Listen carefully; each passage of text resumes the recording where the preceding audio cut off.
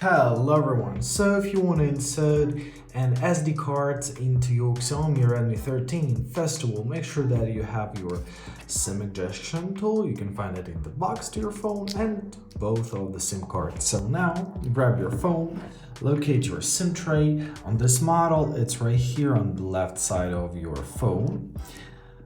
Now enter your SIM ejecting tool into the hole and take out your SIM tray, just like this.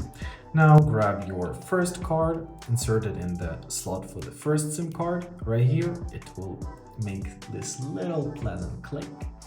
Now grab your second SIM card and insert it into a second SIM card slot as well. It won't have a click because this SIM card and this SIM slot is basically co-made with your SD card slot, so it's kind of loose, but don't worry about that, they will fit good. And now simply enter your loaded SIM tray into your phone, just like this.